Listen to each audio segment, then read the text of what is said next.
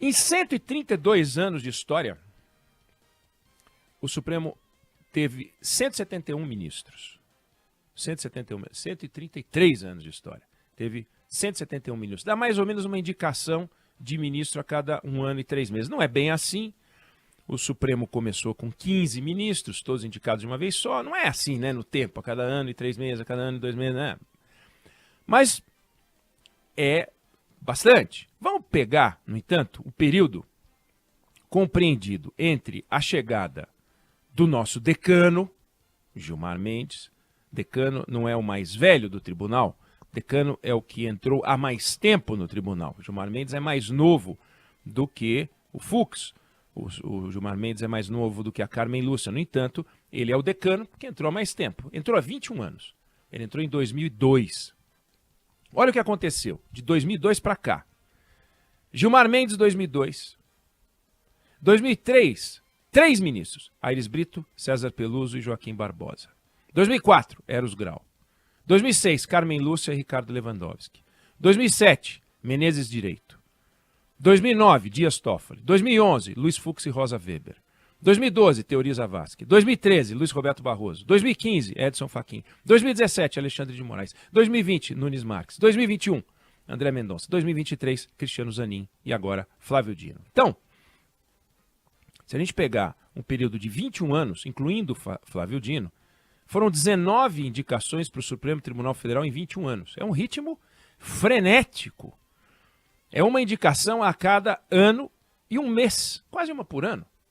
Desses daí, 6 se aposentaram, 2, o Menezes Direito e o Teori Zavascki, morreram, e 1, Flávio Dino, ainda não entrou, mas é uma indicação. Então são 19 indicações para o Supremo.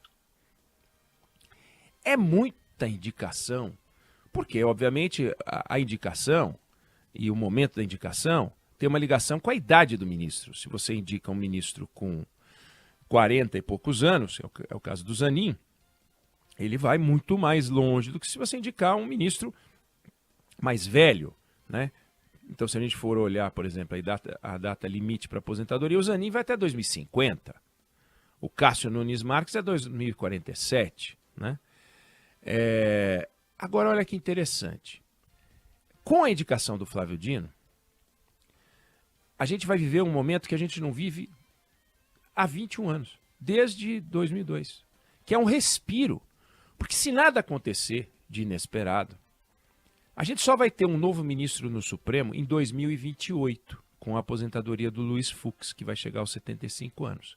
Então a gente vai ter uma certa estabilidade, uma estabilidade, né, na composição do Supremo pelos próximos 5 anos. Claro, um pode sair para ser indicado para um ministro, outro pode resolver antecipar a aposentadoria, não importa, as coisas acontecem, mas se não acontecer nada diferente, a gente só vai ter uma mudança em 2028, ou seja, Flávio Dino é o último dos moicanos de uma safra em que de 2002 para cá a gente vem com 19 indicações em 21 anos, e aí dá uma parada. Ele é o último dos moicanos, dá uma parada, que é uma novidade para a gente. Uma estabilidade, que é uma novidade para a gente. Pelo menos na composição, para a gente dar um respiro. Vamos dar um tempo. Tanto esse respiro por parte do Supremo, que tem uma pauta importante de assuntos para enfrentar, e é uma pauta realmente muito importante, quanto para os outros 2 poderes, para a gente começar a experimentar, quem sabe, a independência e a harmonia que o artigo 2º da Constituição prevê. Porque é uma tensão brutal. Claro, não vamos ser ingênuos, né? Nós não vivemos num mundo de desenho animado, Teletubbies, não existe. Teletubbies é fogo, hein, Fábio? Esse é antigo, faz tempo, hein? Esse faz tempo. Mas também faz tempo essa tensão. A Teletubbies, a gente não vive no mundo dos Teletubbies, a gente não vive no mundo da harmonia de desenho animado, com aquelas cores, né, de desenho animado, o rosa, o azulzinho, o verdinho, os jardins floridos. Isso não existe. Não dá para ser ingênuo e achar que a relação entre os poderes não contém tensão. Sempre teve tensão. Começa pela tensão interna. A gente viu várias cenas. Luiz Roberto Barroso versus Gilmar Mendes. Nós vimos brigas. Moreira Alves versus Sepúlveda Pertence. Estou voltando no tempo. Se voltar mais ainda no tempo, com 2 anos de Supremo, já tinha ali registro de divergência interna entre uma ala de ministros que pensava de maneira mais política e outra ala de ministros que pensava de uma maneira mais técnica. Não é de hoje, portanto, essa discussão de politização da corte, que, claro, nunca foi tão forte como agora, isso é um fato, mas existe e sempre existiu. E a tensão externa, no jogo entre os poderes, que também começa lá atrás, na República Velha. O primeiro presidente civil brasileiro, Prudente de Moraes, ele chegou a enviar uma mensagem para o Congresso escrevendo que não aguentava o Supremo defender as liberdades individuais dos inimigos políticos dele. O primeiro presidente civil, hein? Já estava reclamando, porque as decisões do Supremo incomodam.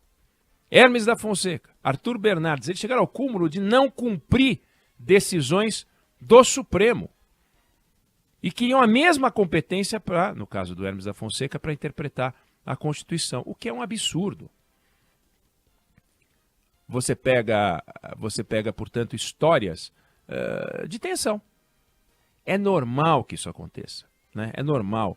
O Supremo Tribunal Federal, que nasce sob a inspiração da Suprema Corte americana, uma das missões é defender os direitos fundamentais das pessoas, dos indivíduos, contra o abuso do Estado. E se você se insurge contra os abusos do Estado, nada mais natural do que os outros poderes do Estado reagirem. E reagem mesmo.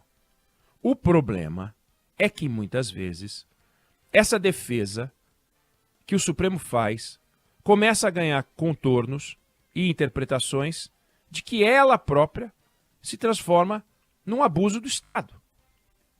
Então, o órgão criado sob a inspiração da Suprema Corte para defender contra os abusos começa a ser acusado ele próprio de cometer abusos.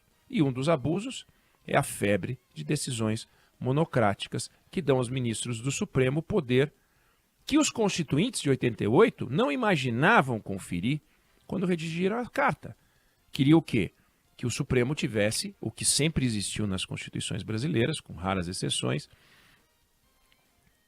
a prerrogativa, não é o direito, a prerrogativa de determinar que uma lei é ou não constitucional, porém, pelo seu colegiado. Trata-se de um órgão colegiado.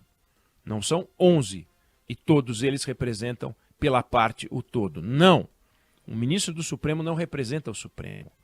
O presidente do Supremo representa o Supremo administrativamente, como instituição, mas não cabe a ele tomar decisões que são próprias do plenário, exclusivas do plenário, entre as quais a decisão sobre a constitucionalidade das leis. E com essa febre de decisões monocráticas, e ontem lembrava de uma aqui, ministra Carmen Lúcia tomando a decisão monocrática de ir ao arrepio de uma lei aprovada pelas duas câmaras, a alta e baixa, Câmara e Senado, de repactuar, redistribuir os royalties, ela entendeu que a decisão tomada pelo Congresso não era justa. Não pode. Então, vamos suspender alguns artigos dessa lei? Vamos. 2013, 2023 a lei não está em vigor, porque o Supremo mandou agora para uma Câmara de Conciliação.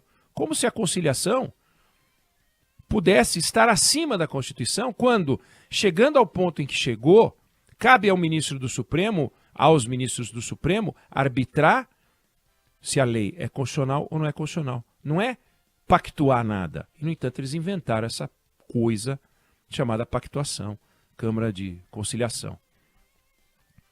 E aí surge uma tensão, que em alguns casos tem que ser vivida, como nessa PEC acertadíssima, aprovada pelo Senado, e que resta ver o ritmo que vai dar a ela, Arthur Lira, para que os votos individuais não sejam usados na análise da constitucionalidade das leis. Citei o caso dos royalties, 10 anos parado lá. E que sim, o colegiado. Ou seja, algo que a lei prevê, estabelece, princípio é esse, e, no entanto, os ministros se insurgiram. O próprio presidente do Supremo, Luiz Roberto Barroso, que se insurgiu contra a decisão e que é autor de um livro estabelecendo o princípio contra o qual ele se insurge. Uma loucura. essa tensão é necessária. Mas a gente precisa tomar cuidado para não ir além da zona de risco discutível, como o debate que o presidente do Senado considera propor para o ano que vem sobre mandato para ministros do Supremo. Risco grande de politização. Ministros pensando no que fazer depois do fim do mandato. Agora eles saem aos 75. Aí eles vão fazer campanha. Vão aprovar uma PEC permitindo a reeleição de ministros? Ou a PEC vai proibir a reeleição de ministros, mas daí vem alguém e aprova uma PEC permitindo a extensão e a reeleição de ministros? É razoável mexer com isso? Ah, eles vão ficar 10, 12 anos. Sim, se eles ficam 12 anos, entram aos 50, vão sair aos 62 e vão sair para trabalhar? Vão voltar para a política? Porque os ministros, a grande maioria deles, que saiu do Supremo Tribunal Federal, faz uns pareceres aqui ou ali, Joaquim Barbosa, outros ministros, mas até consideraram, né, Joaquim Barbosa para a presidência da República, mas nós vamos criar, abre-se a porta, um risco grande para politização. Adicional, aquilo que se acusa o Supremo de fazer, no entanto, o Senado pode, depois de uma PEC razoável, corretíssima, indiscutível, cometer um exagero. É preciso pensar muito sobre isso. Queremos mandato para ministros do Supremo Tribunal Federal para que logo em seguida eles, numa idade produtiva, saiam por aí, voltando ao sistema político, eventualmente? Faz sentido? Queremos isso? Essa é uma discussão importante para a gente fazer. Não sei se você concorda ou discorda, mas essa é a opinião que eu tenho sobre o assunto.